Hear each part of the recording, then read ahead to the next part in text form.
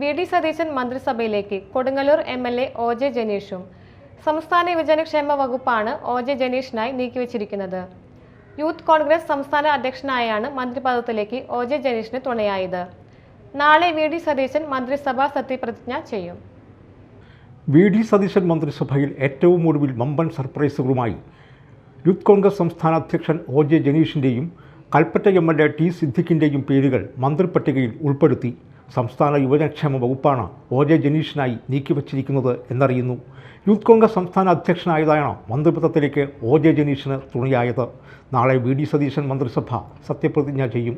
മുഖ്യമന്ത്രി വി.ഡി. സതീശൻ ധനവകുപ്പും തുറമുഖ വകുപ്പും കൈകാര്യം ചെയ്യും. മന്ത്രിസഭയിലെ രണ്ടാമനായ രമേശ് ചെന്നിത്തല ആഭ്യന്തരവും വിജിലൻസും കൈയാളും. കെ.പി.സി.സി. പ്രസിഡന്റ് സണ്ണി ജോസഫ് റവന്യൂ വകുപ്പ് കൈകാര്യം ചെയ്യാനാണ് സാധ്യത. വകുപ്പുകളിൽ ധാരണയായെന്നും അത് പിന്നീട് അറിയിക്കുമെന്നും വി.ഡി. സതീശൻ പറഞ്ഞു. കേരള കോൺഗ്രസിൽ നിന്നുമാണ് ചീഫ് വിപ്പ് ഉള്ളത്. തിരുവഞ്ചൂർ രാധാകൃഷ്ണൻ സ്പീക്കറും ഷാനിമോൾ ഉസ്മാൻ ഡെപ്യൂട്ടി സ്പീക്കറുമാകും. കോൺഗ്രസിൻ്റെ ചരിത്രത്തിലെ ഏറ്റവും വേഗത്തിലെടുക്കപ്പെട്ട തീരുമാനമാണ് മന്ത്രിപ്പട്ടിക തയ്യാറാക്കിയതെന്നും അർഹതപ്പെട്ട ഒരുപാട് പേരെ ഉൾക്കൊള്ളിക്കാനായില്ലെന്നും നിയുക്ത മുഖ്യമന്ത്രി വി.ഡി. സതീശൻ വാർത്താസമ്മേളനത്തിൽ പറഞ്ഞു.